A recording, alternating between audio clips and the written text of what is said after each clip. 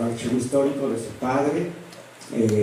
Y bueno, pues quiero agradecer a todos su presencia y pues haberles soportado muchas veces en mis lecturas sobre Juan José Arreola. Escribió un texto titulado Arreola proteico. Proteico, no proteínico como lo quisieron poner en alguna revista. Proteico del dios Proteo. Bueno, también Arreola es proteínico, sin duda. Para cualquier escritor joven es mucha proteína. Le da mucho músculo. Del dios griego Proteo, el dios que se convertía adquiría muchísimas formas, era inapresable, porque a la hora que quería, si estaba convertido en una garza, alguien quería agarrar la garza y ya era un chorro de agua, por ejemplo, ¿no? Y así se iba convirtiendo en muchas cosas, era inapresable. Entonces, yo solo le puse Arreola proteico en el sentido de que Arreola era un hombre de múltiples facetas. Arreola proteico, constructor de sí mismo, una mente curiosa y de múltiples aristas, un hombre atraído por innumerables cosas, un hacedor de objetos que posee la finura y la precisión de un miniaturista, un enamorado que imanta de pasión lo que toca, un escritor que aborda los géneros y los metamorfosea para crear el género varia invención, un moralista de mirada irónica que desde la ficción hace una de las críticas más devastadoras a la condición apocalíptica del hombre, un espíritu obsedido por lo absoluto, que supo tejerlo con delicadeza en la textura del texto y así elevó su literatura a la región de lo imposible. Un autodidacto que dictaba cátedra en las aulas universitarias, un conversador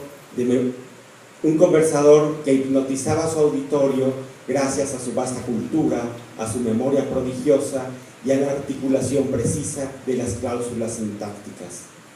Un escritor cuya generosidad y talento para transmitir sus conocimientos le permitió formar a varias generaciones de escritores. Hablo de Juan José Arreola, un hombre múltiple, transido por la pasión, en continua búsqueda de su propio ser y en constante construcción de sí mismo. Escritor imposible. Arreola pertenece a una estirpe de escritores que en su creación aspira a lo absoluto. Son escritores imposibles porque, a diferencia de los posibles, cumplen su destino de poetas como si fuera una condena. Conciben la vida y la poesía como una sola expresión de ser y padecen la desgarradura que se abre entre ambas debido a las necesidades que exige la prosa del mundo. Tensan el lenguaje hasta el límite de su capacidad semántica, fónica, sintáctica y plástica. Pulsan la poesía incluso desde la prosa, y aunque no hayan hecho versos, no se les puede negar el título de poetas. Realizan una obra breve, a veces fragmentaria, a veces inconclusa, pero siempre signada por la perfección, la belleza y la orfandad. Logran que el silencio resuene en las palabras y que las palabras mismas sean una forma de silencio. Cifran una visión que antes de ellos parecía imposible, pues poseen eso que, a falta de mejores palabras, he llamado intrepidez espiritual. Y en algún momento de la vida renuncian a la literatura, pues al tocar las cuerdas del silencio desde el lenguaje, el silencio a su vez se les impone como un muro o un vacío infranqueable. Estas son algunas características que los definen. En la tradición mexicana, José Gorostiza, Juan Rulfo y Arreola pertenecen a esta estirpe que trata de arrancarle un relámpago a la noche. Su misión es poner una cosa inédita en el mundo, decidir la tradición lírica templando las cuerdas de esa misma tradición y de tradiciones otras cuyas propuestas pudieran nutrirla e incluso renovarla.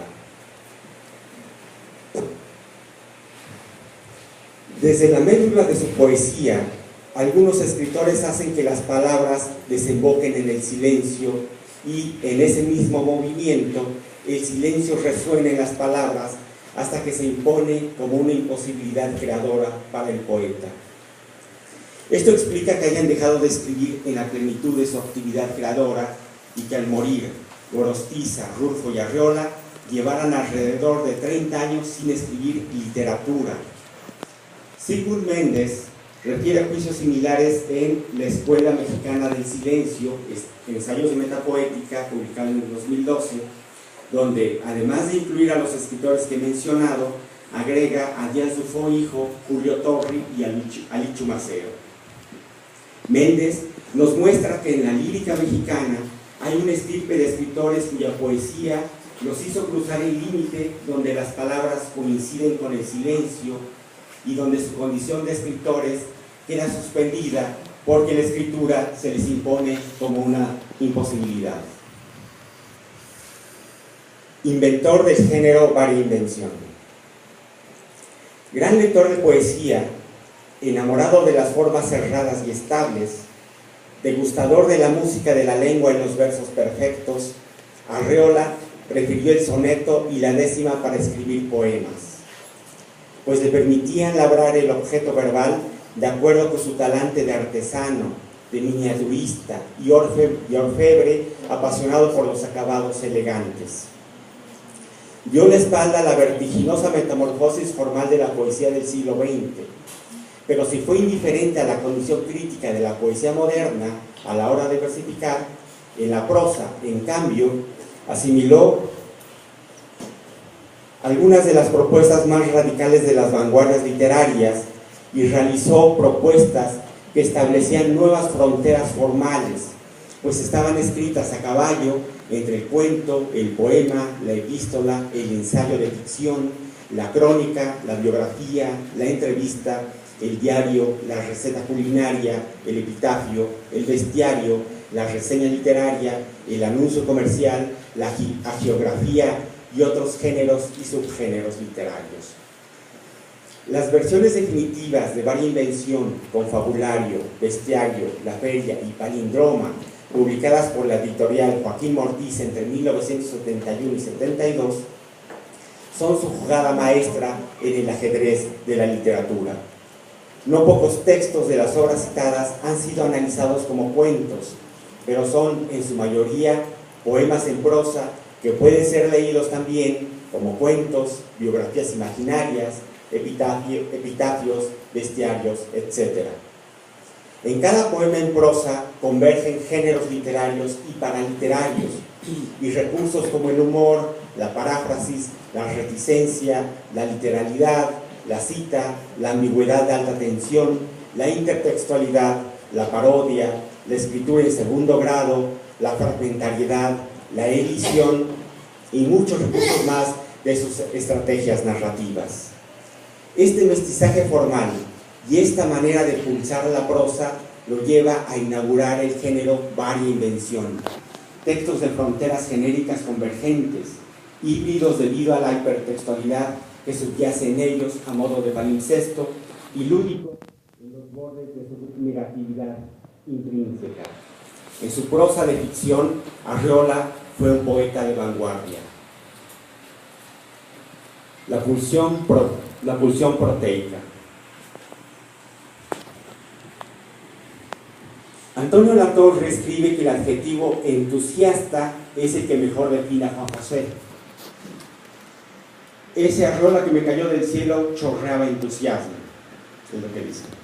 Ambos se conocen en la ciudad de Guadalajara durante el verano de 1944, cuando Arreola era jefe de circulación de El Occidental y Alatorre colaborador externo del mismo periódico. De inmediato se inicia una amistad cohesionada por la literatura y por intereses intelectuales comunes. En junio de 1945 editan la revista Pan y hacia mayo de 1946, cuando Juan José vuelve a nuestro país después de incursionar en la comedia francesa, los vemos laborar, instalados ahora en la Ciudad de México, en el Fondo de Cultura Económica, como correctores de pruebas, editores y traductores. En esos años decisivos y fulgurantes, la actividad editorial y teatral de Arreola es intensa, pero también no es su tarea de escritor, iniciada en 1941, cuando escribe el cuento Hizo el bien mientras vivió, y que se formaliza en noviembre de 1946, cuando se publica su primer libro, Plaqueta, en realidad, Gunther Stampenhorst, que incluye 2 cuentos, el que da título al libro y El fraude. Refiero estos años porque son decisivos para él. Renuncia a ser hombre de teatro, descubre su vocación de editor y maestro. Arreola fue mi maestro, escribió Alatorre, y se decide por la literatura. En poco tiempo se establece como un autor definitivo. El Fondo de Cultura Económica le publica Varia Invención en 1949 y Confabulario en 1952. Libros que, y en esto coincido con Lauro Zavala, inauguran el cuento moderno en la literatura mexicana. De manera simultánea, en 1950, inaugura su primer editorial, Los Presentes.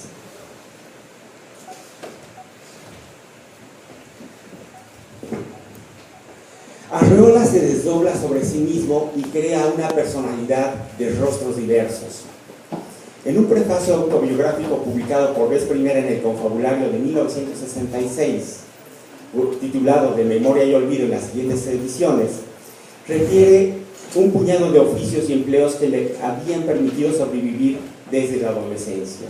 Sin embargo, el devenir laboral del autor de la feria es rico y heterogéneo, pues por necesidad, curiosidad y vocación fue encuadernador, impresor, tepachero, panadero, carpintero, vendedor ambulante, empleado de banco, granjero, recitador oficial en su pueblo, actor, locutor de radio, figura de televisión, conferenciante, periodista, editor de sección de periódico, columnista, corrector de estilo, editor, traductor, inventor de revistas, EOS, PAN, Nester, creador de editoriales Los Presentes, Cuadernos del Unicornio, Libros del Unicornio, Ediciones de Nester, poeta, cuentista, dramaturgo, novelista, ensayista, jugador de ping-pong, ciclista, pintor, ajedrecista, promotor de torneos de ajedrez, creador de talleres literarios, profesor de teatro y literatura, funcionario universitario y escritor, formador de escritores.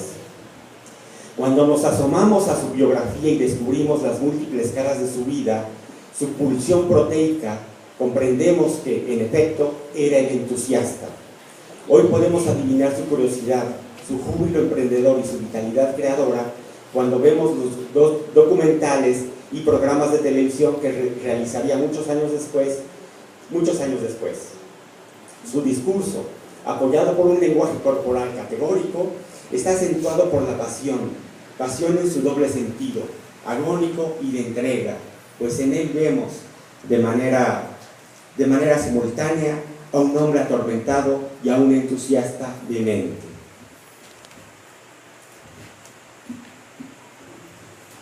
Al margen del teatro. Cuando hablo de su renuncia a ser hombre de teatro, me refiero a que no se dedicó de manera definitiva a ser actor, dramaturgo o director. La juventud de Arreola estaba penetrada por el teatro y parecía que su destino estaba en las tablas. El 1 de enero de 1937, a los 18 años, llega solo a la Ciudad de México para estudiar teatro e ingresa de golpe a la primera línea. Sus maestros serán Fernando Wagner, Javier Villaurrutia y Rodolfo Usigli. Luego trabajará en la compañía de teatro de medianoche de Usigli y, cuando esta quiebra, decide olvidarse del mundo teatral. El 8 de agosto de 1940 regresa a Zapotlán con un gran resentimiento, pues además salía de una relación amorosa muy conflictiva. En esta ocasión decide renunciar al teatro.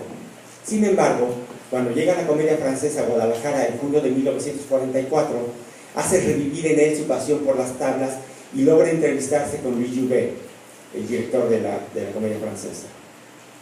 Producto de esta entrevista es la invitación del director de la compañía a estudiar teatro en París, hecho que sucedió entre noviembre de 1945 y abril de 1946, mes en que regresa debido a sus problemas de salud agravados por el invierno y la escasez de alimentos en la Francia de la posguerra.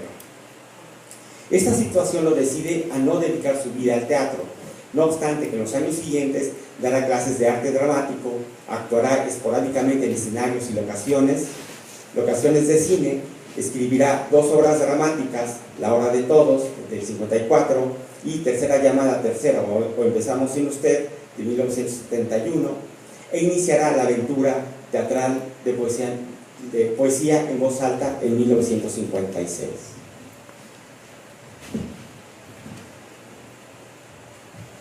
Arreola actúa el papel de Arreola.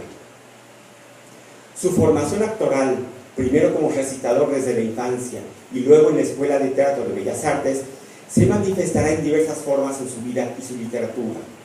A partir de 1950 se volvió personaje de sí mismo y muchas veces Arreola actuaba el papel de Arreola, él mismo lo decía. Muy evidente cuando se volvió protagonista en los medios. El desprecio de no pocos intelectuales por el contenido fútil y mendaz de los medios masivos de información propició que algunos lectores y críticos percibieran cierta frivolidad en el escritor, hecho que afectó la recepción de su obra literaria, pues deslizaron hacia los textos lo que erróneamente percibían en Juan José. Debo precisar, sin embargo, que el personaje Arreola es idéntico al hombre Arreola, pues logró fusionarse consigo mismo. Su autenticidad nacía de la conciencia de haberse construido una identidad. En cierto punto de la vida nos hemos inventado y somos personajes de nosotros mismos, pero casi nunca lo descubrimos porque no hemos sido conscientes de esa invención. Actuamos nuestro personaje sin saberlo y como el personaje de Julio Torri, que era mal actor de sus emociones, somos nosotros malos actores de nosotros mismos y de nuestra vida. Pero Juan José no solo era buen actor de sí mismo, sino de sus emociones, que eran intensas y a veces tormentosas al grado de parecer inverosímiles. Y esto, aunado a su imagen mediática, quizás provocó que su obra quedara ligeramente eclipsada en cierto momento. En realidad, y pese a la actitud despectiva de algunos intelectuales, la presencia poderosa de la obra arreolina se había impuesto desde la década de 1950 y para cuando se convirtió en figura de televisión a partir de 1970, había ya contribuido a transformar de manera decisiva la literatura mexicana y a varias generaciones de escritores que se habían formado al amparo de la varia invención y de la confabulación. La obra permanece porque cada generación de lectores redescubre con asombro a un autor excepcional y cada generación de críticos y traductores muestra la riqueza, la complejidad, la singularidad y la trascendencia de la invención arreolina. Basta sumarse a las ediciones anuales, sean en español o en otras lenguas, para constatar su presencia perdurable en el horizonte de la literatura. Un espíritu confesional. La actuación lleva implícita la presencia de un escenario, un público y un guión. Esta estructura estaba en la conciencia íntima de Arreola, pues la proyectó en gran parte de sus textos. De algún modo, él se proyectaba en esos personajes ficticios que actuaban un papel en la plaza pública, la estación del tren, la calle, el autobús, la biblioteca o el cine, incluso la alcoba y otros espacios cerrados estaban concebidos como escenarios donde se adivina la presencia de un espectador, incluido el lector mismo. Sara Potter Herrera, en Un giro en espiral, ha hecho un gran estudio de los personajes en la calle de Juan José Arreola. Vale la pena que se haga su giro en espiral de Sara Potter. En este sentido, es revelador el epígrafe de confabulario, palabra donde anidan los verbos fabular y confabular. Mudo espío mientras alguien voraz a mí me observa. Si consideramos los confabularios que se publicaron desde 1952, con variable contenido pero idéntico epígrafe, diremos que la trama de los textos en esta perspectiva plantea un conflicto tremendo, irreversible entre actores y espectadores, cuya conclusión solo podría ser la sentencia de Garcín en A puerta cerrada de Sartre: el infierno son los otros. El cuento Partur in Montes, que apareció al frente de Confabulario desde la edición de 1955, es representativo tanto de la situación intolerable entre el actor y su público, como de la estructura diegética de muchos de sus textos. De manera velada, Arreola proyectaba su temperamento confesional en diversos personajes, pues el tono y el contenido de muchos parlamentos tienen el carácter de una confesión pública. En varias ocasiones afirmó que toda su obra era una inmensa confesión y él mismo, estuviera en las aulas universitarias o ante las cámaras de televisión, exhibía ante el público su alma contrita. Pertenezco al orden de los confesionales, de los agustines, de los billones y de los montañas en miniatura que no acaban de morirse, sino cuentan bien a bien lo que les pasa, que están en el mundo y que sienten el terror de irse sin entenderlo y sin entenderse, le dice a Emmanuel Carballo en una entrevista. En su estructura psíquica de cristiano católico, un continuo sentimiento de culpa lo impelía a realizar un examen de conciencia y este lo obligaba a buscar una suerte de perdón mediante el relato de sus faltas. Y como he señalado, esta estructura de comportamiento se proyectó en la dinámica actancial de sus textos. Arriola revelaba su ser tanto en la actuación confesional como, de manera paralela y sublimada, en la confesión actuada de sus personajes.